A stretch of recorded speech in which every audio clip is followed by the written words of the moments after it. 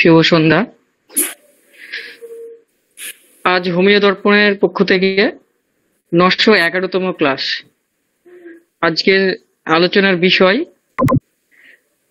Miasm, শরিক miasm নিয়ে পর্ব 52 ক্রনিক ডিজিজ বই থেকে স্যার আলোচনা করবেন আমাদের। আজকের ডেট হচ্ছে 30/5/2025 শুক্রবার। আলোচনা করবেন আমাদের শ্রদ্ধেয় স্যার ডক্টর অমরনাথ চক্রবর্তী মহাশয়। আমি স্যারকে অনুরোধ করছি আজকের আলোচনা শুরু করার জন্য। আর তার আগে বলার আছে যে আলোচনা চলাকালীন কেউ আনমিউট ভিডিও ওপেন করবেন না। স্যার শুরু করুন। উপস্থিত সকল চিকিৎসক বন্ধুকে হোমিও দর্পণের পক্ষ থেকে আন্তরিক প্রীতি শুভেচ্ছা জানাই। আজকের আলোচনা হচ্ছে সোরা। তা কোথা থেকে পড়ছি না, হ্যানিম্যানের ক্রনিক ডিজিজ থেকে পড়ছি। আমার বইয়ে 115 পাতা। এখন অন্য বই আবার পাতা হেরফের হয় বটে, তো আমি ওই জন্য তো পড়ে পড়ে শোনাচ্ছি। তো ফলে ওই সাবজেক্ট ম্যাটারটা পেয়ে গেলে পরে ওই 123 একজন বলছেন। এটা হতে পারে, না হওয়ার কিছু নেই, কারণ পাতাগুলো যদি ছোট হয় তাহলে তখন বেড়ে যাবে। কারো বই 133 আছে বলছেন। এই আমার হচ্ছে 115 পাতা। আমার পাতাগুলো বেশ বড় বড়। তো তা আমরা আলোচনা করছি, কি আলোচনা করছি, এর আগে আলোচনা কি করেছি না, ক্রুড ডোজ, হোমিওপ্যাথির ক্রুড ডোজই বলুন বা অ্যালোপ্যাথির ক্রুড ডোজ বলুন, এই ক্রুড ডোজ গুলো মানুষের কি ধরনের সর্বনাশ করে এগুলো আমরা জানি। আমরা অ্যালোপ্যাথি ওষুধদের যদি আমরা ক্রুড ডোজ গুলো দেখি, আমরা তাদের নিন্দা করি, গালাগালি করি। আর আমাদের হোমিও তাপমাধারী লোকেরা যারা ওই মাদার দিয়ে বায়োকেমিক তার সঙ্গে যোগ করে দিয়ে বিভিন্ন রকম সাপ্লিমেন্টারি ব্যবস্থা তারা নেন, এরা অনেকে নিজেদের সফল চিকিৎসক মনে করে। এরাও কিন্তু একই গোত্রে। সর্বনাশের কোনো শেষ নাই। যেটা অ্যালোপ্যাথি ওষুধে বা আয়ুর্বেদিক রূপটাকে যে সর্বনাশগুলো হয়, সেটার তুলনায় এটা খুব কম নয়। আবার যারা একটু উন্নত ধরনের মানে আর কি পণ্ডিত, তারা আবার পোটেন্সি দিয়েও তারা এই ধরনের সাপ্রেশন গুলো করেন। পার্টিকুলার রোগের নাম করে কিছু কিছু ওষুধ তার আছে, সেইগুলো তো আরো ডেঞ্জার, আরো ভয়ঙ্কর। তা আমাদের উদ্দেশ্য হচ্ছে হ্যানিম্যানের শিক্ষা বা অবজারভেশনকে ছড়িয়ে দেয়া এবং শিখে নেয়া। এই বইটা আমি আগে অনেকবার পড়েছি, কিন্তু আমি স্বীকার করছি আজকে পড়তে গিয়ে কি দেখছি যে অনেক কিছু শেখা হয়নি। অনেক জায়গায় আমার আন্ডারলাইন করা আছে, সেই জায়গাগুলো আমি ঠিক ঠিক বুঝতে পারিনি। এখন যেন নতুন করে বুঝছি। আবার যদি 1 বছরে পরে যদি পড়ি, তাহলেও দেখবো একই কাণ্ড। তার কারণটা কি না, এই বইগুলো হচ্ছে হ্যানিম্যানের শ্রেষ্ঠ মেধার নিদর্শন। হ্যানিম্যানের মতো শ্রেষ্ঠ মেধাকে আমরা 2-10 বার পড়ে বুঝে ফেলবো, এইরকম বাতুলতা বা বেয়াদপি আমাদের কিন্তু মানায় না। ফলে আমরা প্রতি মুহূর্তে শেখার চেষ্টা করবো। তাহলে আগের দিন এই মাত্রা নিয়ে এইবার হ্যানিম্যান আরো আস্তে আস্তে ভেতরে ঢুকছেন যে এইগুলো কি ধরনের ক্ষতি করতে পারে, কি ধরনের অসুবিধার সৃষ্টি করতে পারে মানুষের জীবনে, সেইগুলো কিন্তু তিনি তুলে ধরছেন। একবারে তো সব বলা যায় না, তিনি তুলে ধরছেন। তিনি এখানে কি বলছেন, by such treatment which are capable of curing the original disease but are exhausting or debilitating, the aggravation of the SORA is not only hastened from within, but new artificial threatening elements are generally generated by such delusive allopathic cures. Delusive কি কথাটা দেখুন, ওই term গুলো খেয়াল করুন। ডিলিউসিভ, ডিলিউসিভ মানে dilution আমরা জানি, আমরা যা ভ্রান্ত ধারণা বা ভ্রান্ত ভাব, তার থেকে ভালো কথা আরো বেশি বলা ভালো হচ্ছে ডিসিটফুল, প্রতারণাপূর্ণ বললে কথাটা যেন আরেকটু বেটার হয়। আমার ধৃষ্টতা নেবেন না, হ্যানিম্যানের উপর এই কথাটা বলছি। তো এটা বর্তমান যুগের পরিপ্রেক্ষিতে বলছি। তাহলে এই যে ডিলিউশন, মানুষকে এই যে যেমন ডিলিউশন, এই যে ধরুন আপনাদের এই যে ভ্রান্ত দর্শন, যেমন ধরুন মরুভূমিতে গেলেন, আপনি দেখতে পাচ্ছেন কি যে ওখানে খেজুর গাছের ছবি পাচ্ছেন, জলের ছবি পাচ্ছেন। যারা একটু ভৌত বিজ্ঞান পড়ছেন তারা জানেন ওটা কিভাবে আসে। গিয়ে দেখবেন কিছু নেই সেখানে, মরিচিকা। তার ফলে এদের যে যে চিকিৎসা পদ্ধতি, যে রেজাল্ট, যেটা ল্যাবরেটরি রেজাল্ট বা ডাটা, এই ডাটাটা তারা দেখায় তো, দেখিয়ে দেখো এই ওষুধ দিয়েছি, দেখো এই ডাটা হয়েছে, দেখো কিওর হয়ে গেছে। এবার যেগুলো কিওর হয় না বলে ওটা কিছু করার নাই, ওটাও এরকমই চলবে যতদিন বাঁচবেন, এছাড়া কিছু করার নেই। এই করার নাইটাকে আমরা কিন্তু মেনে নিয়েছি, এবং আমরাও কিন্তু তাই বলতে শুরু করেছি। বহু লোক আমাদের বলতে শুরু করেছে। আমরা কোন ক্ষেত্রে কিওর করতে পারবো, কোন ক্ষেত্রে পারবো না, সেটা যদি বুঝে নিয়ে আমরা এগোতে পারি, তাহলে আমরা কিওরের সংখ্যাটা খুব কম হবে না। এবং কিওর যদি নাও হয়, পেশেন্ট যদি বাধ্য পেশেন্ট যদি হয়, তাহলে দেখবেন যে তার সাইড এফেক্ট থেকে হোমিওপ্যাথিক কনস্টিটিউশনাল ট্রিটমেন্ট, মানে সদস্য বিধানে যে উপকারিতা, সেখানে কি হবে, সেই উপকারিতা সে পাবে, অবশ্য পুরোপুরি পাবে না। এবং অন্যান্য ওষুধের যে সাইড এফেক্ট গুলো যেগুলো হয়, পার্শ্ব প্রতিক্রিয়া যেটা বলা হয়, সেটা কিন্তু আস্তে আস্তে মুক্ত হবে। এবং এই যে ঘটনাটা এখানে বলছেন, এখানে কি বলছে, delusive allopathic cures show the vital force thus attacked from two sides, often in unable to escape. Two side থেকে ভাইটাল ফোর্স আক্রমণ হচ্ছে, ভাইটাল ফোর্স আক্রান্ত হচ্ছে। ব্যাপারটা কি, আমরা তো জানি মায়াজম তাকে আক্রমণ করতে পারে, এটা যে ওয়ান সাইডেড। টু সাইডেডটা কি, সেটা পরবর্তীকালে তিনি বলেছেন। তো এইখানে ব্যাপারটা কি একটু আমি টাচ করে দিয়ে যাই। এই যে আমাদের ওষুধগুলো যেটা খাওয়ানো হচ্ছে, মানে এই যে অ্যালোপ্যাথিক ড্রাগ গুলো যেগুলো খাওয়ানো হচ্ছে, বা আয়ুর্বেদিক যে ড্রাগ গুলো খাওয়ানো হচ্ছে, বা হোমিওপ্যাথিক যে ক্রুড ড্রাগ গুলো যেগুলো খাওয়ানো হচ্ছে, হোমিওপ্যাথি নীতিকে বিসর্জন দিয়ে যেগুলো করা হচ্ছে, সেখানে কি হচ্ছে, আর্টিফিশিয়াল, এখানে কি তৈরি করবে, আর্টিফিশিয়াল ক্রনিক ডিজিজ তৈরি করবে। তাহলে ব্যাপার আছে কি, আর্টিফিশিয়াল ক্রনিক ডিজিজ আর হচ্ছে মায়াসিমিলিটিস, এই দুটো মিলে কিন্তু আপনাকে একসঙ্গে আক্রমণ করবে। এবং অনেক সময় এরা কি করবে, দুটোর মধ্যে ব্লেন্ডিং হয়ে যায়। মিক্সচার কথাটা বলছি না, কিন্তু মিক্সচার কথাটা অনেক ভালো কথা। মিক্সচার হলে তবু তাকে তাড়াতাড়ি সারানো যায়। হ্যাঁ, ব্লেন্ডিং হলে কিন্তু এই ব্লেন্ডিং কাটা, মানে সোজা কথায় যে সুতো দিয়ে জোরে বাঁধা হয়ে গেছে, এই বাঁধাটাকে কাটানো ভীষণ কঠিন। বহু ক্ষেত্রে আমরা কাটাতে পারি না বলে পেশেন্টকে পূর্ণ আরোগ্য করতেও পারি না। একটা লেভেল পর্যন্ত আমরা করতে পারি। এবং এই ক্ষেত্রে কোন পেশেন্টটাকে নেব, এটা বোঝার জন্য যেমন প্যাথোলজিক্যাল নলেজটা যেমন অত্যন্ত গুরুত্বপূর্ণ, অ্যাজ ওয়েল অ্যাজ হোমিওপ্যাথিক নলেজটা গুরুত্বপূর্ণ। এবং হোমিওপ্যাথির যে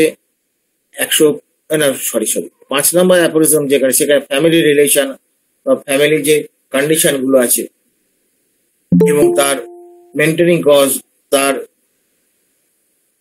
এক্সাইটিং কজ, এইগুলো কি পর্যায়ে আছে, সেগুলোকে পরিবর্তন করা যাবে কিনা। অ্যানিম্যাল এর আগের আলোচনায় আমরা করেছি যে মেনটেনিং কজ এবং এক্সাইটিং কজ যদি রিপিটেডলি যদি হতে থাকে, তাহলে সেগুলোকে পরিবর্তন করা যাবে না। সেই ক্ষেত্রে আমাদের কি নির্দেশ দিয়েছেন, রোগী ছেড়ে দিতে বলেছেন, রোগী সারাতে পারবো না। আমরা অনেক সময় রোগীর অনুরোধে বলুন আর পকেটে পয়সার অভাবেই বলুন, লোভে পড়ে আমরা দেখি না, চেষ্টা করে যদি হয়ে থাকে। অ্যানিম্যাল তো বলেছে, ঠিক আছে, অ্যানিম্যাল তো বলেছেন, এই কথাটা একটু হালকা ভাবে নিয়ে থাকে। আসলে ব্যাপার হচ্ছে, আমরা যদি এটা বুঝতাম তাহলে এই হালকা ভাবে নিতে পারতাম না। এটাও এক ধরনের ঔদ্ধত্য বলতে পারেন, বা ডালনেসও হতে পারে, দুটোই হতে পারে। অহংকার থেকে এই বোধটা আসতে পারে, বা মূর্খামি থেকে। ফলে হ্যানিম্যান যা কিছু করেছেন, প্রপারলি অবজারভেশন করেছেন, তারপরে তিনি সেটা কনফার্ম হয়েছেন, কনফার্ম হওয়ার পর লিখেছেন। তিনি গল্প লেখেননি, উপন্যাস লেখেন নাই। তাহলে কি দেখা গেল, যে এই যে আর্টিফিশিয়াল ডিজিজ সম্পর্কে, আমি তো আমার একটা দোষ স্বীকার করি, আমি অ্যাপোরিজম নাম্বার বলতে পারি না। আর্টিফিশিয়াল ডিজিজ সম্পর্কে হ্যানিম্যান কি বলছেন, it is difficult to cure, sometimes it is incurable. এটা তখনকার যুগে আর্টিফিশিয়াল যে ইয়েগুলো ছিল, এই যে ওষুধগুলো ছিল, সেই ওষুধগুলো পোটেন্সি কথাটা বলছি না, পোটেন্ট, তাদের শক্তিশালী বা তাদের যে ক্ষমতা, এখনকার কিন্তু অ্যালোপ্যাথি ওষুধের তার থেকে 1000 গুণ ক্ষমতা বেড়ে গেছে। তাহলে বুঝতেই পারছেন যে এখন কিন্তু ভয়ঙ্কর ডিস্ট্রাকটিভ পজিশনে চলে এসছে। সেখানে আমাদের মতন এই চিকিৎসকেরা হোমিওপ্যাথি দিয়ে চিকিৎসা করতে গেলে যথেষ্ট দক্ষতা অর্জন না করলে আপনি কিন্তু প্রতিপদে কিন্তু ধাক্কা খাবেন এবং পেশেন্টের বিশ্বাস হারাবেন, আস্থা হারাবেন। ঠিক আছে, এই হচ্ছে একটা ব্যাপার। পেশেন্টের ধারণাগুলো কিরকম দেখুন।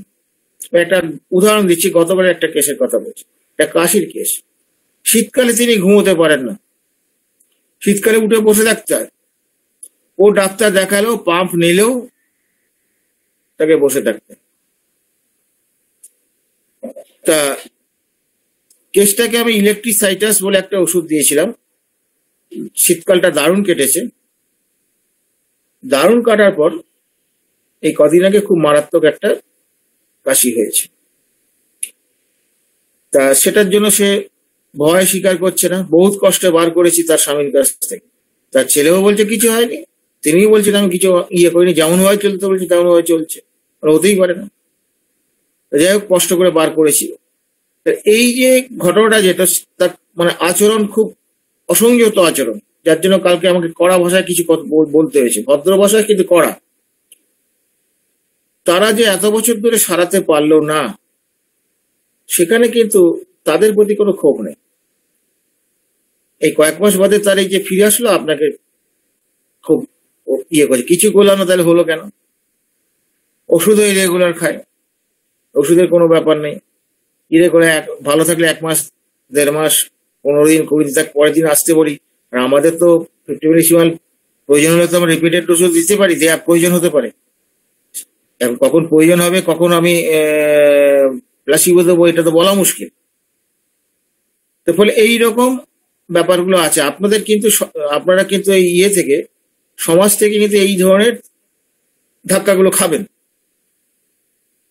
তাহলে এবার দেখুন কি, তাহলে এই যে পেশেন্টের ক্ষেত্রে এই ধরনের তাদের যে আচরণ, এই যে তাদের চিকিৎসার যে ফলাফল এইরকম, সেইখানে আমরা দাঁড়িয়ে যদি কাজ করতে পারি, হোমিওপ্যাথির কিন্তু পতাকা উপরে উঠবে। তাহলে বোঝা যাচ্ছে যে দুটো জিনিস, একটা হচ্ছে সোরার খেলা, একটা হচ্ছে আর্টিফিশিয়াল ক্রনিক ডিজিজেস খেলা। এইবার ব্যাপার হচ্ছে নিয়ম অনুযায়ী আগেরটা আগে যাবে, পেছনেরটা আমার যেটা পুরনো সেটা শেষে যাবে বা সেটা প্রশমিত হবে। সেই হিসাবে আমাদের একটা ভাবনা আমাদের আছে, কিন্তু আর্টিফিশিয়াল ডিজিজ সব ক্ষেত্রেই যে পুরোপুরি চলে যাবে এমন কথা বলা যায় না। তার ফলে এই আর্টিফিশিয়াল ডিজিজ আর সোরা দুটোর হাতে ভাইটাল ফোর্স জর্জরিত। এরপরে হ্যানিম্যান একটা খুব সুন্দর কথা বলেছেন। কি বলছেন না, if in such cases the sad consequences of this indirect assault of the old method of cure were dynamic disturbances only, বলছে যে এই যে ওল্ড মেথড মানে এই যে তাদের যে ওষুধে এই যে ইনডিরেক্ট অ্যাসাল্ট, এরা তো সরাসরি আক্রমণ করে না। ইনডিরেক্ট অ্যাসাল্ট মানে কি, আপনি ধরুন একটা লিভারের জন্য ওষুধ খাচ্ছেন, সেই ওষুধটা খাওয়ার জন্য অন্যান্য জায়গায় যে গন্ডগোল করে সেটাকে ইনডিরেক্ট অ্যাসাল্ট, সেখানেও তো আক্রমণ হচ্ছে। তাহলে এই যে সেটা কি, তাহলে that is also side effect, যেটাকে ওরা বলে থাকে। হ্যাঁ, এটা ওরা বলে থাকে। তাহলে কি হচ্ছে, এই যে এই ইনডিরেক্ট যে অ্যাসাল্ট যেটা আছে, এটা যদি শুধুমাত্র যদি এটা তাদের এই অ্যাসাল্টটা যদি ডায়নামিক হতো, তার মানে শক্তি স্তরে শুধুমাত্র বিশৃঙ্খলা তৈরি করেছে বা শক্তি স্তরে অ্যাটাক করেছে, এইরকম যদি হতো, they would surely either disappear by themselves when the treatment is discontinued. যদি তারা আমার ট্রিটমেন্টটা যদি ডিসকন্টিনিউ করে দিই, তাহলে কিন্তু তার এই এফেক্টটা চলে যাবে, or ought at least to be extinguished again effectively through the homeopathic medicines. এবং মেডিসিনের দ্বারাও এটা কিন্তু হোমিওপ্যাথিক মেডিসিনের দ্বারা চলে যেতে পারে, মানে এটা নষ্ট হয়ে যেতে পারে যদি প্রয়োজন হয়। আমি এই রিসেন্ট, হ্যাঁ, আমার টাইম লাইনে একটা আমি ন্যাট্রামিউরের কেস করেছি। সেখানে আমি দেখিয়েছি যে বিভিন্ন রকম ওষুধ, সেটা অ্যালোপ্যাথি আগে খেয়েছে, তারপর হোমিওপ্যাথি ওষুধের বিভিন্ন রকম, মানে কোনো মা বাপ নেই। সেই পেশেন্টটাকে কিন্তু আমি আস্তে আস্তে ওষুধ দিতে ওষুধ দিতে মানে কি প্লাসিবো দিতে। যখন দেখলাম তার সিমটম গুলো একটা জায়গায় স্ট্যান্ড স্টিল করলো এবং ইন্টেন্সিটিটা ডেভেলপ করলো। একটা সিমটমের ইন্টেন্সিটিটাও খেয়াল করতে হয়। তো ফলে ব্যাপারে যখন ডেভেলপ করলো তখন তাকে আমি ল্যাট্রামিওর দিয়েছি, তার আগে পর্যন্ত আমি প্লাসিবোই চালিয়ে গেছি। তাহলে দেখুন প্লাসিবো চালালেই যে আপনার সব রোগ চলে যাবে এমনটা নয়। একটা জায়গায় সে দাঁড়িয়ে গেল ভালো, যদি না দাঁড়ায় কি করবেন? যদি দেখা যায় যে ওষুধটা দিলেন, ইন্ডিকেটেড ওষুধ দিলেন, রেজাল্ট আসছে না, তখন কি করবেন? তাহলে বুঝতে হবে এখনো গন্ডগোল আছে। তাহলে এই যে কোন জায়গাটায় অ্যান্টিডোটটা কি করতে হবে, বেস্ট অ্যান্টিডোট হচ্ছে কনস্টিটিউশনাল ট্রিটমেন্ট, বেস্ট অ্যান্টিডোট। তা আমি সেইটাই বেশিরভাগ ক্ষেত্রে ফলো করি, সেটাই করে থাকি, সেটাই করেছি। তাদের ল্যাট্রামিওর দিতে কেসটা সলভ হয়ে যায়। সলভ মানে যাতা কেস না, এটা অপারেটিভ কেস ছিল। হ্যাঁ, এটা হচ্ছে আমাদের, যাক সেটা যাচ্ছি না। তাহলে এই যে ঘটনাগুলো ঘটছে, এই ঘটনাগুলো ঘটছে, ওষুধ খেয়ে আপনাদের কাছে আসছে, বা তারাও আপনি বিভিন্ন ডাক্তারের কাছ থেকে তাদের বিভিন্ন রকম ওষুধ খেয়ে আসছে, এইরকম ক্ষেত্রগুলো আপনাদের কিন্তু ফেস করতে হয়। সবচেয়ে মুশকিলটা কোথায় জানেন? হোমিওপ্যাথিক ওষুধ যদি মানে আর কি উল্টো পাল্টা ভাবে যদি দীর্ঘদিন যদি ব্যবহার করে থাকে, সেই পেশেন্ট গুলোকে সার্ভাইভ করা অনেক বেশি কঠিন, অনেক বেশি কঠিন। আর অ্যালোপ্যাথিক হলে পরে সেটা তার থেকে কম কঠিন, আয়ুর্বেদিক হলে একটু কম কঠিন। কথা হচ্ছে যে হোমিওপ্যাথি ওষুধে যদি বিশেষ করে পোটেন্সি ওষুধ যদি হয়, তাহলে তো মানে তার সর্বনাশের শেষ নাই, সর্বনাশের শেষ নেই। তার সিমটমের মাথামুন্ড কিছু পাওয়া যায় না। এগুলো যে বাস্তব আমাদের অভিজ্ঞতা। অপেক্ষা করতে করতে আমরা অনেক সময় হতাশ হয়ে পড়ি, আর কতদিন অপেক্ষা করবো, কবে ওষুধটা দেবো, কিন্তু দেওয়ার স্কোপ পাচ্ছি না। স্কোপ না পেলে ওষুধটা দেবো কি করে? তাহলে কি হলো, এখানে হ্যানিম্যান বলছেন যে যদি মাত্র শুধু ডায়নামিক ডিস্টারবেন্স যদি এটা করতো, তাহলে কিন্তু তাদের অপেক্ষা করলে চলে যেত তাদের অ্যাকশনটা, অথবা আমাদের কোনো ডায়নামিক মেডিসিন দিয়ে তার এটা দূর করে দেওয়া যেত, মানে তার এই যে এফেক্টটা দূর করে দেওয়া যেত। But this is not at all the case. কিন্তু এটা সর্বক্ষেত্রে হয় না। কি অবজারভেশন দেখুন, কি অবজারভেশন, কি কিন অবজারভেশন, এটা সর্বক্ষেত্রে ঘটে না। দে ডু নট ইল্ড, তাদের বশ্যতা স্বীকার করা যায়, সোজা কথা তাদের সরানো যায় না শরীর থেকে। Very likely by this indirect, continuous and repeated assault on the sensitive, irritable fibers by such injurious medicated disease potencies, which are given in large doses, frequently repeated, the vital force is obliged to meet this attack and to endeavor either to dynamically change this tender internal organ which are assaulted so mercilessly by the or reconstruct them materially so that they make them unassailable in such violent attacks. খুব সুন্দর কথা এখানে Hahnemann বলেছেন। Hahnemann যে কথাটা বলেছেন মারাত্মক কথা বলছে। এই যে লার্জ ডোজ রিপিটেড, আপনি দেখুন অ্যালোপ্যাথি ওষুধ যারা খেয়ে আসছে বা অন্যান্য প্যাথির যারা ওষুধ, অ্যালোপ্যাথি ছাড়া অন্য, তাদের দেখুন প্রতিদিনই ওষুধ খেতে হয়, না খেলে তাদের রক্ষা নেই। আমাদের মতন ব্যাপারটা তো নয়। এই যে ব্যাপারটা হচ্ছে, এই যে তারা ওষুধগুলো খাচ্ছে এবং তার শরীরের উপরে যে মার্সিলেসলি সমাইন ভাবে তার অ্যাসাল্ট মানে আক্রমণ করা হচ্ছে শরীরের উপরে এইসব ওষুধের দ্বারা, কারণ এগুলো টার্গেট অর্গানের উপর কাজ করে। এই যে করা হচ্ছে, করার ফলে কি হচ্ছে না, করার ফলে তখন ভাইটাল ফোর্স কি করে, ভাইটাল ফোর্স বাঁচাবার জন্য, এই ভাইটাল ফোর্স কি করে, এই অ্যাটাক থেকে বাঁচার জন্য সে কি করে, সেইটাই এখানে হ্যানিম্যান বলেছেন। কি করে, তার dynamically change this tender internal organ. এই যে ইন্টারনাল অর্গান গুলোকে কি করে ডাইনামিক ভাবে চেঞ্জ করে দেয়, ফাংশনটাকে চেঞ্জ করে দেয়। এই ফাংশনটাকে চেঞ্জ করে দিলে পরে তারা অ্যাটাক থেকে এটা কি করে বাঁচবে? কারণ ঘটনা হচ্ছে কি যে বিশেষ করে অ্যালোপ্যাথিক সিস্টেম অফ মেডিসিন, ওদের টার্গেট অর্গান থাকে, টার্গেট ফাংশন থাকে, টার্গেট প্যাথোলজি থাকে। ফলে তাদের এই যে ওষুধগুলো তাদের যে দেয়া হচ্ছে, এই ওষুধটা দেওয়ার পর সেইটার উপর কাজ করবে। এবার যদি আমাদের কি করছে, ভাইটাল ফোর্স কি করছে, ওর ফাংশন গুলোকে পুরো চেঞ্জ করে দিচ্ছে ওই অর্গানগুলো। চেঞ্জ করে দিলে কি হবে? ওই চেঞ্জকে তো অ্যালোপ্যাথি ওষুধ দিয়ে দমানো যাবে না, তখন সেইটাকে করতে গেলে তখন আবার নতুন ওষুধ লাগবে যতক্ষণ না সে খাচ্ছে। তার মানে কি, এইভাবে তাকে কি করলো, ওই ওষুধের ধাক্কা থেকে বা ওই ওষুধের আক্রমণ থেকে ওই অর্গানটাকে রক্ষা করলো। এইভাবে আমাদের ভাইটাল ফোর্স রক্ষা করতে চায়।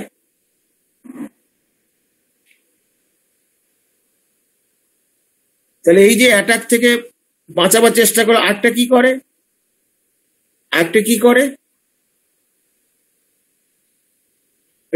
or to reconstruct them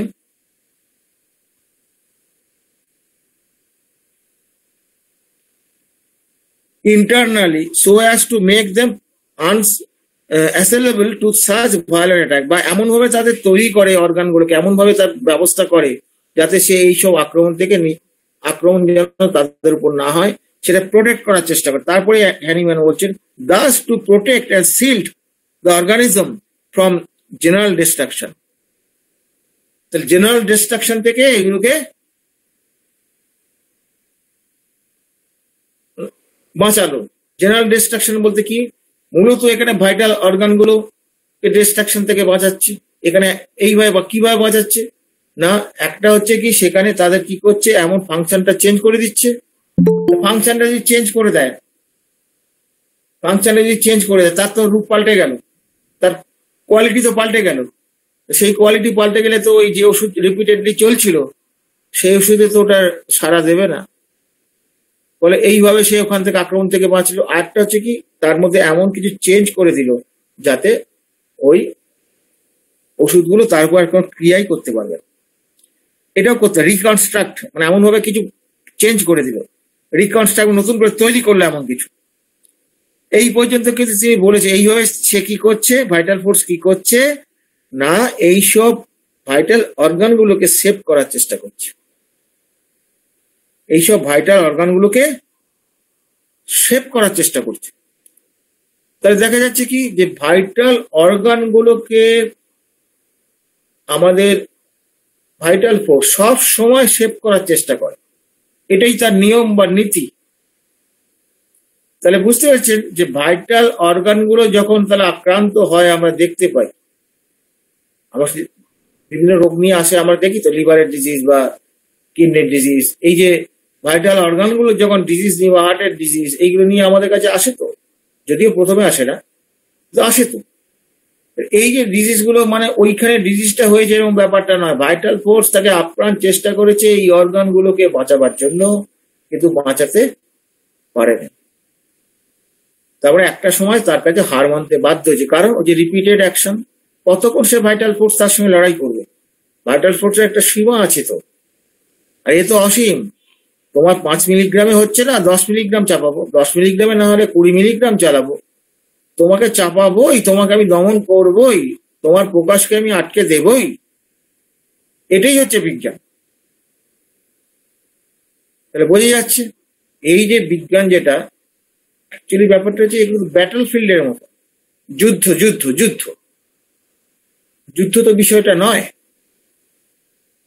যখনই আমরা নীতিহীনভাবে কোনো পেশেন্টকে সারাতে যাব, তখন তার সাথে যুদ্ধই করতে হবে, ডাইরেক্ট কলিশনে আসতে হবে। হোমিওপ্যাথিতে সেই কথা বলে না। হোমিও কথা কি বলে না, arrangement of vital force, vital ফোর্সের অ্যারেঞ্জমেন্টটাকে ঠিক করে দিতে হবে। ঠিক করে দিতে পারলেই সব নর্মালে চলে আসবে। ডিজিজ কিন্তু আলাদা কোনো একটা বিষয় নয়, ডিজিজ হচ্ছে কি একটা চেঞ্জ পজিশন, মানে নর্মাল থেকে চেঞ্জ হতে হতে একটা জায়গায় গিয়ে পৌঁছেছে, এবং যে অর্ডারে পৌঁছেছে ঠিক সেম অর্ডারে রিভার্সলি সেটা ফিরে আসবে।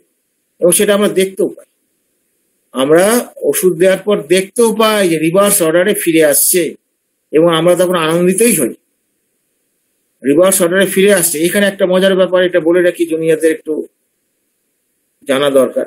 যদি কারো কোনো অর্গান যদি চলে গিয়ে থাকে, এই রিভার্স অর্ডারটা কিন্তু সম্পূর্ণ ফলো করে না সাধারণত। আমি এদের স্বার্থে দেখেছি জীবনে খুব রেয়ার, একটা দুটো হয়তো দেখেছি 40 বছর। হ্যাঁ, বাকিগুলো কিন্তু একটা জায়গায় যেন আটকে যায়, ঘুরপাক খাই যায়, কারণ এই অর্গানটা নেই। রিভার্স অর্ডারে তার এই যে ইনফ্লাক্সটা, যেটা ভাইটাল ইনফ্লাক্স, এই যে ভাইটাল প্রত্যেকটা অর্গান যে বেঁচে আছে বা সঞ্জীবিত আছে, এটা কার দ্বারা? ভাইটাল ফোর্সের দ্বারা বেঁচে আছে। ভাইটাল ফোর্স তার শক্তির স্তর থেকে ইনফ্লাক্স দিচ্ছে। যেমন আপনার বাড়িতে যে কারেন্ট হচ্ছে কি করছে, কারেন্ট যে আপনাদের কারেন্ট ব্যবহার করছেন, ফ্যান চালাচ্ছেন, এই আমরা আমাদের অংশগ্রহণ করেছেন, এর ইনফ্লাক্সটা কোথা থেকে আসছে, প্রবাহটা কোথা থেকে শুরু হয়েছে? আপনার বিদ্যুতের কারখানা থেকে শুরু হয়েছে, হয়ে আপনার কাছে এখানে আসছে। কোনো একটা ডিস্টার্ব হয়ে যায়, পড়ে যায়, তাহলে আপনার এটা বন্ধ হয়ে যাবে, থাকবে না, আপনি একটু অংশগ্রহণ করতে পারবেন না, বা আপনার পাকা বন্ধ হয়ে যাবে। এখানেও তাই। মানে এই যে ভাইটাল ফোর্স, যে এই যে ইনফ্লাক্সটা আমাদের সবসময় প্রবাহিত হচ্ছে, এবং প্রবাহিত হয়ে ভাইটাল অর্গানগুলোকে সজীব করে রেখেছে। এর একটা অর্গান যদি ফেল করে, তাহলে পেশেন্ট তো মারা যায়। যদি একটা ভাইটাল অর্গান ফেল করে, সে কি বেঁচে থাকে? হার্টটা যদি ফেল করে, সে বেঁচে থাকে? তার ব্রেনটা যদি ফেল করে, বেঁচে থাকে? লিভারটা যদি ফেল করে, বেঁচে থাকে? কিডনিটা যদি ফেল করে, বেঁচে থাকে? বেঁচে থাকে না। এগুলো হচ্ছে বাস্তব, বেঁচে থাকে না।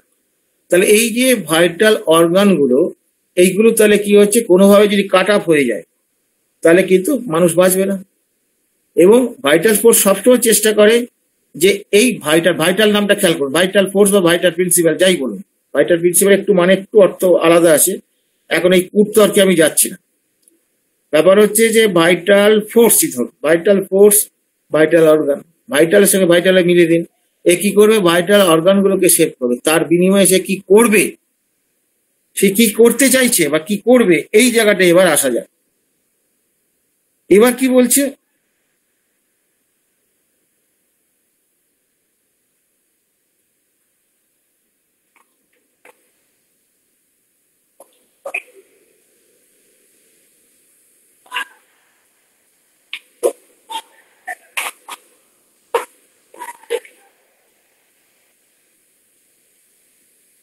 এবার হ্যানিম্যান কি বলছেন, এখানে কি করবে?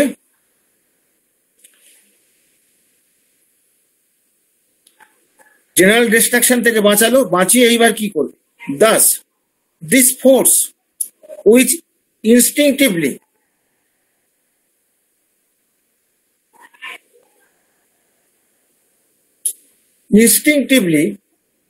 আমার এই মাঝে মাঝে লাইনটা সরে যায়, instinctively preserve life, beneficially seal the fine sensitive skin of the hand with a callous covering of the hard and horny skin in the person with whom the skin is exposed to frequent injuries during hard labor, whereby the skin is injured by the hard or scratching materials or by corroding substance. আমরা কি দেখতে পাই? সেটা হচ্ছে যে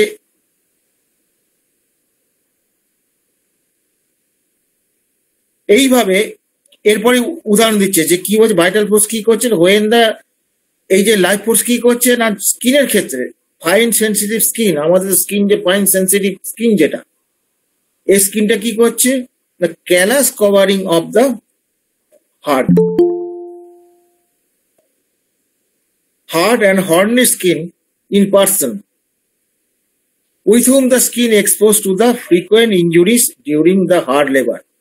এই যে কথা তিনি এখানে বলছেন,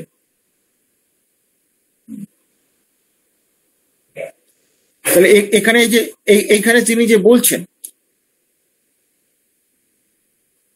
স্কিনের আমরা তিনটে লেয়ার জানি, এপিডার্মিস, ডার্মিস, হাইপোডার্মিস, এই তো পরপর তিনটে লেয়ার। তো তাহলে দেখা যাচ্ছে কি, এইখানে এই যেখানে ধরুন আপনি হাতে কাজ করছেন, ধরুন কোদাল কোপাচ্ছেন, কি আপনি ধরুন করাত চালাচ্ছেন, কি মেশিন চালাচ্ছেন, হাতে তো এরকম করেন, তো অনেকেই করে, তো কাজ করে, তো কারখানায় কাজ করে, তো অনেকে তবলা বাজায়, অনেকে ভারী ভারী ব্যাগ বয়, এরকম কাজ তো অনেকেই করে থাকেন, এটা তো মিথ্যে নয়।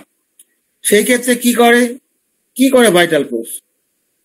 তাহলে এই যে স্কিনটা ফাইন সেন্সিটিভ, এই যে আমাদের স্কিনটা তো ফাইন, আমাদের স্কিনে যদি হাওয়া লাগে আমরা টের পাই, একটা যদি পিঁপড়ে যদি হেঁটে চলে তাহলে টের পাই, একটা যদি পিঁপড়ে থেকে ছোট জিনিস যদি ওখান দিয়ে হেঁটে যায়, আমরা দেখতে না পেলেও বুঝতে পারি হ্যাঁ ওখান দিয়ে যাচ্ছে কিছু। এটা তো সেন্সিটিভ অর্গান। তাই সেন্সিটিভ অর্গানটা কি করে না, এই যে সেন্সিটিভ অর্গান, এই যে আঘাত, যেটা এই বাইরের থেকে যে আঘাতটা পাচ্ছে স্কিন, এটা তুলনা করছেন আর কি। এই যে আঘাতটা পাচ্ছে, আঘাত থেকে রক্ষা করার জন্য তিনি কি করেন সেখানে, কি ভাইটাল ফোর্স কি করে? With callous covering of the heart horn skin. তাহলে ওই ক্যালাস তৈরি করে, ক্যালাস মানে একটা শক্ত আবরণ তৈরি করে, হ্যাঁ। সোজা কথা কড়া পড়ে, তো কড়ার গল্প তো আপনারা জানেন, কড়া তো পড়ে, পায়েও পড়ে। তাহলে এই যে কড়া পড়ে তাহলে কি করলো, ওই জায়গাটা শক্ত হয়ে গেল। তাহলে ওই জায়গায় শক্ত হয়ে গেলে তাহলে এই যে ফাইন স্কিনটার নিচে আছে সেটা আঘাতপ্রাপ্ত হবে না, ওই শক্ত জায়গাটার উপর দিয়ে যাবে আঘাতটা। কি কি সিস্টেম দেখো, আমাদের ভাইটাল ফোর্স কিভাবে আমাদের রক্ষা করে, এই যে তার রক্ষা করার যে পদ্ধতি যেটা, এইটা কিন্তু আমাদের খুব ভাবা উচিত। তাহলে এই যে Horne skin person with hmm the skin is expose to frequent injuries during during heart labor, whereby the skin is injured by the hard scratching materials, কোনো কিছু দিয়ে স্ক্র্যাচিং হলো মানে ঘষা খেলো, মেটেরিয়ালস অর করোডিং সাবস্টেন্স, করোডিং সাবস্টেন্স যেমন ধরুন acid বা অমুক তমুক এইসব যে ব্যাপারগুলো যেগুলো আছে আর কি, হ্যাঁ। এইগুলোর দ্বারা যখনই সেই স্কিন আক্রান্ত হচ্ছে তখনই কিন্তু এই ধরনের ঘটনাগুলো ঘটছে। তখনই কিন্তু হাতগুলো ওই কড়া পড়ে যাচ্ছে, শক্ত হয়ে যাচ্ছে। কড়া যদি নাও পড়ে ওই চামড়াগুলো মোটা হয়ে যায় দেখেছি। হর্ন স্কিন বলছে, হর্ন স্কিন কেরাটিন থেকে আসে। হর্ন স্কিন ওই যে আপনার যে উপরে যে লেয়ারটা যেটা আছে, হ্যাঁ, এপিডার্মিস, সেখানে কেরাটিন থাকে। কেরাটিন থেকে নখ বলুন, চুল বলুন, কেরাটিন থেকে তৈরি হয়। তার মানে কি, এইরকম যখন কন্ডিশনটা হয়, এরকম অ্যাসাল্ট যখন হয়, মানে স্কিনের উপর যখন এরকম অত্যাচার যদি হয়, তখন কি কেরাটিন প্রোডিউসারটা বেড়ে যায়, বেড়ে গিয়ে ওই জায়গাগুলো কি করে, হর্ন স্কিন করে দেয়, অথবা সেটা ওই ক্যালাস ফর্ম করে দিয়ে, মানে শক্ত করে দিয়ে কিসে করে, তার ওই স্কিনটাকে বাঁচাবার জন্য। তার মানে কি, প্রাণ শক্তি সবসময় কিন্তু চেষ্টা করছে, এই প্রাণ শক্তি আমাদের কোনো আক্রমণ থেকে রক্ষা করার চেষ্টা করছে। ইভেন ব্যাকটেরিয়াল আক্রমণ থেকেও বলতে পারেন, ব্যাকটেরিয়া আক্রমণ থেকেও রক্ষা করছে, ভাইরাস আক্রমণ থেকে রক্ষা করছে, হ্যাঁ, বিভিন্ন জায়গা থেকে আমাদের রক্ষা করছে। তার কাজই হচ্ছে আমাদের রক্ষা করা। সো অলসো, এইবার দেখুন, এইটা তো হচ্ছে ধরুন রক্ষা করলো, এটা আমরা বুঝলাম, এটা তো আমরা স্থূলভাবে বুঝলাম। এবার ডাইনামিক্যালি একটু বোঝার চেষ্টা করুন। আমি রিসেন্ট একটা ঘটনা বলছি, একটা কেসের কথা বলছি।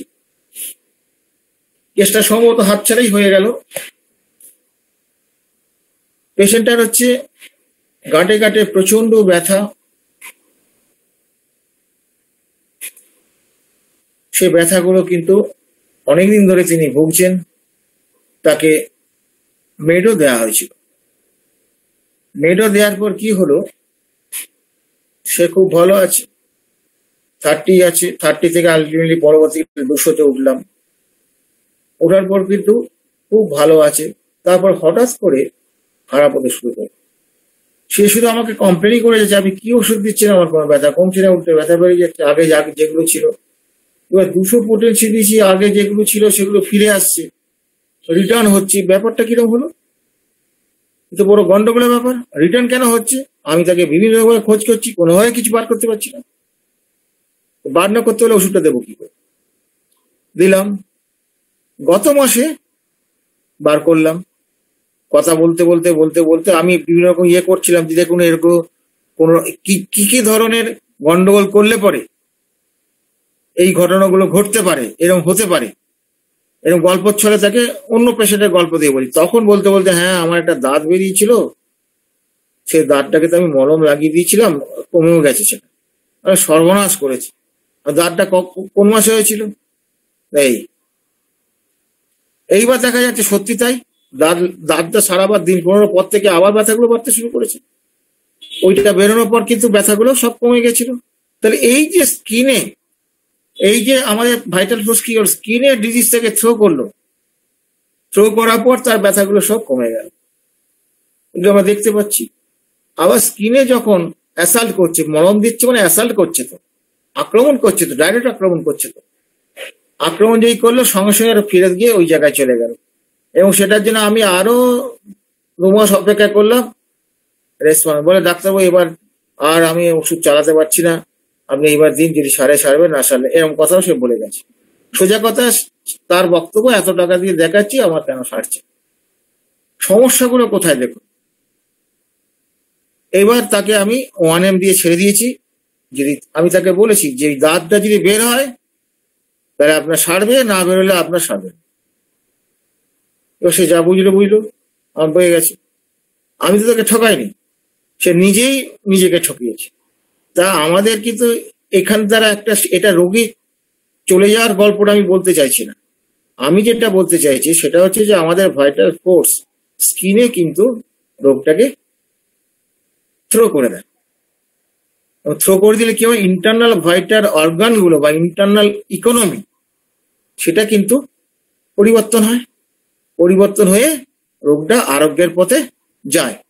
এবং এই সম্পর্কে যে এই চ্যানেলের বই যদি পড়েন আরো বিস্তারিত ভাবে আপনি সেখানে পাবেন। তাহলে এখন প্রশ্ন যেটা হচ্ছে আমার, খুব কি প্রশ্ন, যে খুব মৌলিক প্রশ্ন, সেটা হচ্ছে ধরুন এই যে দাঁতটা বেরোলো, দাঁতটা বেরিয়েছে তো, এবার দাঁতটার আমি প্যাথোলজি জানলাম, কোন ধরনের ব্যাকটেরিয়ার দ্বারা এটা হচ্ছে সেটাও জানলাম, হ্যাঁ, তার বৈশিষ্ট্যগুলো জানলাম, সবই পড়লাম, প্যাথোলজি পড়লাম, কারণ তত্ত্বে কি পৌঁছতে পারলাম? দাঁত নিয়ে আমি অনেক বই পড়লাম, অনেক জ্ঞান অর্জন করলাম, কারণ তত্ত্বে কি পৌঁছতে পারলাম? কারণটা কোথায়? Vital force to save vital organs, vital অর্গানগুলোকে সেভ করার জন্য। এবং এই ভদ্রমহিলা প্রেশারও ছিল, প্রেশারটা নর্মাল চলছিল, এখন জানি না বেড়েছে কিনা, বাড়তেও পারে, অসম্ভব কিছু। তাহলে দেখা যাচ্ছে কি, যে এই যে আমি এই যে জ্ঞান অর্জন করলাম, এই জ্ঞানের মাধ্যমে কি আমরা ওই কারণ তত্ত্বে পৌঁছতে পারবো? ভাইটাল ফোর্সের এই খেলাটা, এই জায়গাটা পৌঁছতে পারবো কি না, হিসেবে ভাবতে পারবো আমরা। এই হচ্ছে হোমিওপ্যাথির শ্রেষ্ঠত্ব। এখানে হোমিওপ্যাথি কিন্তু এই জায়গাটা আপনাকে দেবে, এই জ্ঞানের যে এই জায়গাটা আপনাকে তুলে ধরবে। এবার আপনি নেবেন কি নেবেন না সেটা অন্য কথা। তাহলে ব্যাপারটা কি হচ্ছে, তাহলে এই যে স্কিন ডিজিজ, এটা কিন্তু অ্যাকচুয়ালি কোনো ইন্ডিভিজুয়াল ডিজিজ নয়, এটা হচ্ছে যে ভাইটাল, এটা হচ্ছে জটিল রোগের সরল প্রকাশ মাত্র, সরল প্রকাশ। এবং লেস ভাইটাল অর্গানে, যেটা আমরা আপনার হেরিং এর যে ল, মোর ভাইটাল অর্গান থেকে লেস ভাইটাল অর্গানের ডিজিজ আসবে। এই যে ব্যাপারটা, যেটা নলেজ, এই যে ডিজিজ অফ দ্য নলেজ,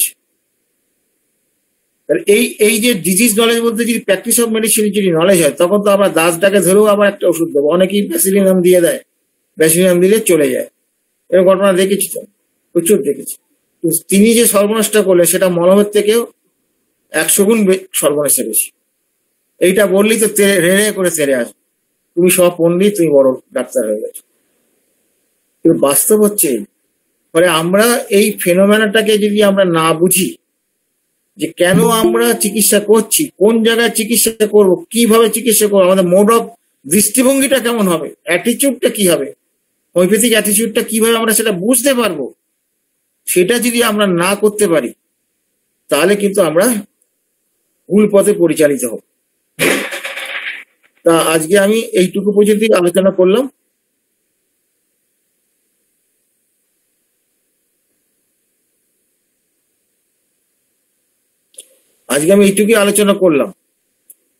তা এটার পরে কেউ যদি যোগ করতে চান যোগ করতে পারেন, আর নারে প্রশ্ন থাকলে প্রশ্ন করতে পারেন, আমি তার উত্তর দেব। আচ্ছা স্যার, ধন্যবাদ স্যারকে, অসংখ্য ধন্যবাদ। দ্বিতীয় পর্বে আমরা চলে যাব। আমাদের মাঝে অনেক স্যার উপস্থিত আছেন। আচ্ছা, রঘুনাথ ঘোষ স্যার, আপনি যদি কিছু বলেন।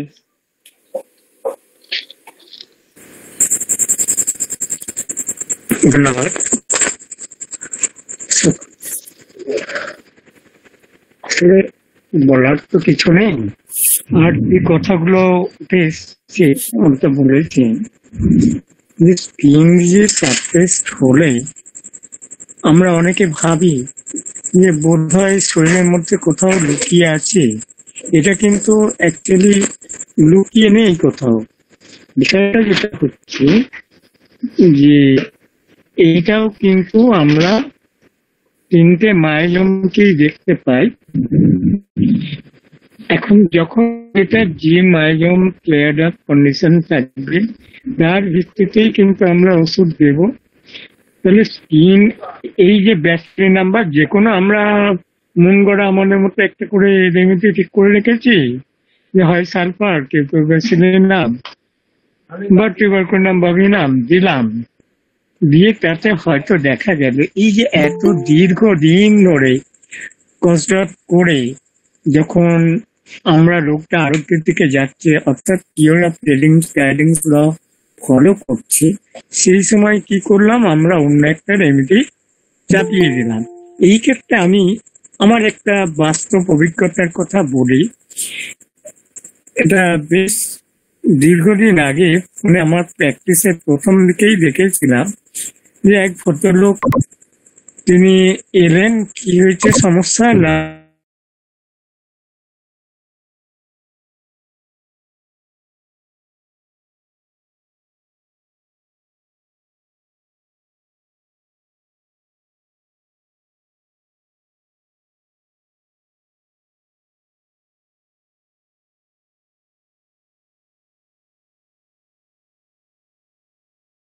সম্ভবত নেটওয়ার্কের সমস্যা হচ্ছে ওর।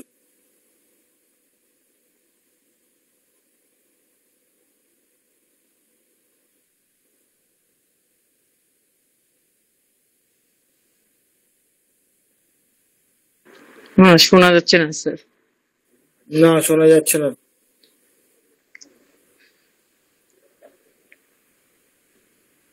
আচ্ছা, যদি স্যার আসেন আমরা স্যারকে আবার ডেকে নেব।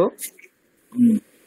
তার মধ্যে আমাদের মাঝে উপস্থিত আছেন ডক্টর পার্থপ্রদীপ চৌধুরী স্যার। স্যার যদি আজকের কিছু হ্যাঁ, ধন্যবাদ। অমর তো খুব ভালো বলেছে। এখন ওই ডিলুসিভ অ্যালোপ্যাথিক কিওরস ওই জায়গাটায় অমর একটা সংযোজন করেছে।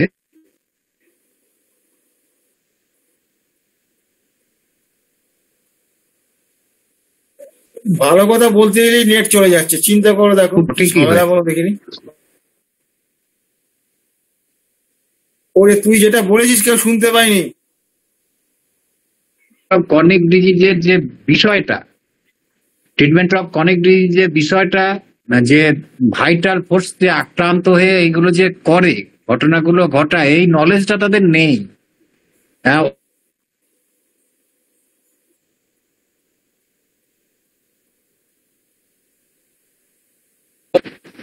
সেই একই কথা বলবো, ভালো পয়েন্ট। তাদের নলেজ না থাকার জন্য তারা মনে করে হ্যাঁ তারা এটা মানে যে প্রতারণা করছে তা নয়, তারা ভাবে তাদের নলেজ দিয়ে তারা ঠিক কাজই করছে। আসলে এই যে হোমিওপ্যাথিক যে প্রিন্সিপাল যেভাবে এটা সদৃশ্য বিধান নীতিতে ভালো করে, সেই নলেজটা তো তাদের নেই, যার জন্য তারা ওইটা মনে করে তারা যে সাপ্রেশন বা প্যালিয়েশন করে তারা ভাবে যে তারা এটা ঠিক করছে। আর যে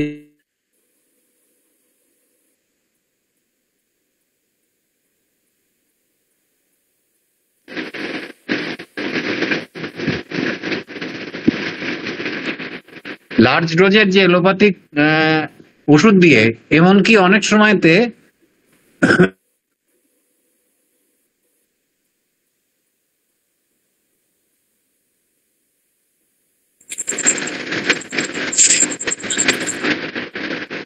ভুল ভুল চিকিৎসার যে ঘটনাগুলো ঘটে, মানে রিপিটেডলি যে ওষুধগুলো দেওয়া হয় হোমিওপ্যাথিক ওষুধ হলেও সেটা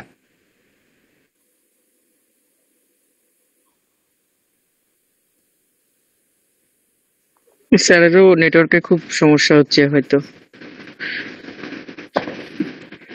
ঠিকভাবে প্রয়োগ করতে না পারি, আসলে নেটটা চলে যাচ্ছে মাঝে মাঝে, ওই গন্ডগোল হয়ে যাচ্ছে। ঠিকভাবে প্রয়োগ করতে না পারার জন্য যখনই ভালো কথা বলতে চাইছে নেট চলে যাচ্ছে।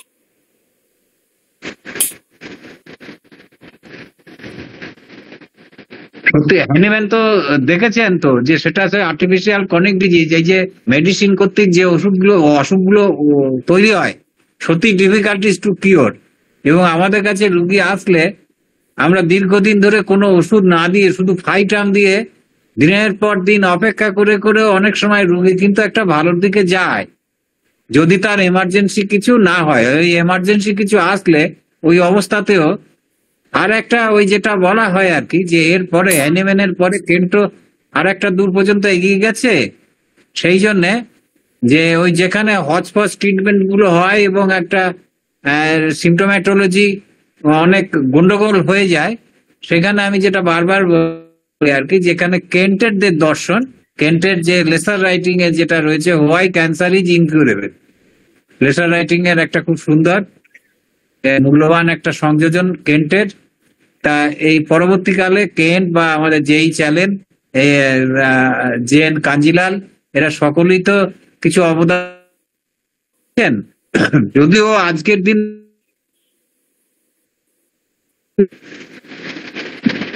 মোস্ট পাওয়ারফুল যে এলোপ্যাথিক ওষুধ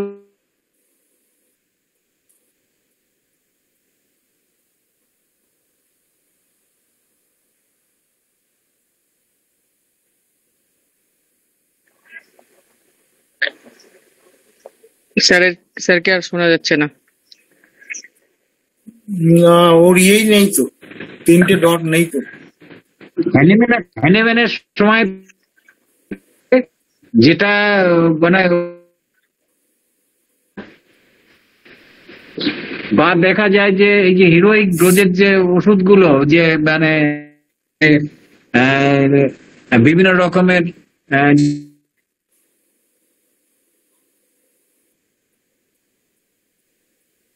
খুব সমস্যা, খুবই সমস্যা।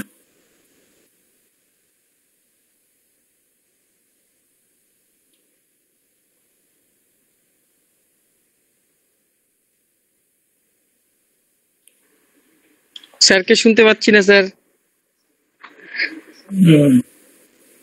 সম্ভবত নেটওয়ার্কের সমস্যা হচ্ছে খুব। নেট নিয়ে নেই তো, 3টে ডটই পাওয়া যাচ্ছে না, অনেকক্ষণ নেই। আচ্ছা, নেক্সট জায়গায় চলে যাও, আর কত ওয়েট করবে। আচ্ছা, আমাদের মাঝে ডক্টর এস.এম. জাহাঙ্গীর স্যার উপস্থিত আছেন। স্যার, আজকের আলোচনার বিষয়ে যদি কিছু বলেন স্যার। ধন্যবাদ দীপেন স্যারকে। আসলে আলোচনার বিষয়ে কিছু বলার নেই, স্যারের আলোচনা তো সবসময় মানে বিশ্লেষণ ধর্মী হয়। আমার একটা প্রশ্ন আছে, যদিও আসলে এখানে সংযোজন করব। মানে আমরা অনেক সময় স্যার নেটে বা অনলাইন মাধ্যমে দেখে থাকি, যদি স্কিন ডিজিজের বিষয় নিয়ে কথা হচ্ছে, মানে দীর্ঘদিনের স্কিন ডিজিজ বা ইনকিউরেবল অনেক সময় বলে অনেকেই, অ্যালোপ্যাথির ভাষায় যেমন সোরিয়াসিস। হোমিওপ্যাথিতে যদিও অনেক সময় ভালো হয়, কিন্তু এই ডিজিজ গুলো অনেক ডাক্তারই দেখি যে বলে যে 1 ডোজ বা 2 ডোজে ভালো হয়ে গেছে, বা খুব স্বল্প সময়ের কথা বলে। এটা কি আসলেও সম্ভব হয়? এটা কি সম্ভব? আপনি আচ্ছা বলুন দেখি, আপনি তো বিএইচএমএস পাস করেছেন, বিএইচএমএস পাস কি আপনি স্বল্প সময় পাস করে গেছেন, না তার আগে ক্লাস 1 থেকে শুরু করেছেন? না না স্যার, সেটা তো দীর্ঘ সময় লাগে, কিন্তু মানে ওনারা এটা কিভাবে মানে কিওর করেন? আমি কিওর হয় না, কিওর হলে ফলো আপে দেখাতে হবে তো, হেডিং ল ফলো করছে বা যেই চ্যানেলের ল ফলো করছে এটা দেখাতে হবে তো। অনেক ক্ষেত্রে মিথ্যা কথা বলে, এগুলো আমরা জানি তো। দিয়ে দেন যে আগের ছবি এরকম, পরের ছবি এরকম, ও সব প্রতারণা করা যায়, ওগুলো প্রতারণা করার কোনো ব্যাপার না, এটা নিজস্ব সেলফ অ্যাডের জন্য করছে। আপনি একটা শুনুন, একটা এই ক্রনিক ডিজিজ শুধু স্কিন ডিজিজ বলে না, যে কোনো ক্রনিক ডিজিজ দেওয়ার সঙ্গে সঙ্গে কি চলে যাবে? এটা 1 নম্বর পয়েন্ট। 2য় নম্বর, গেলে পরে ডিজিজ প্রসেস একটা আছে, তো সেই প্রসেসটা তো সময়টা লাগবে। যে রোগটা যত তাড়াতাড়ি যত দেরিতে আসবে, যত দিনে পুরাতন হবে, সে তত সময় নেবে। এবং এই স্কিন ডিজিজ এবং এইগুলো আমি সাবপ্রেশন প্রচুর পেয়েছি ভাই জীবনে। এক ওষুধ দিয়ে সারিয়ে দিয়েছে, সেগুলো যখন বেরিয়েছে না, পাগল হয়ে যাচ্ছে ওষুধ দেওয়ার পরে, সে ভুগছে তো অন্য রোগে। আসলে ওই এভিডেন্স বেসড যে ওরা যেটা বলে আর কি, ওই প্যাথোলজি যেটা এস.এম. জাহাঙ্গীর স্যার যেটা বলছেন, যে উনি হয়তো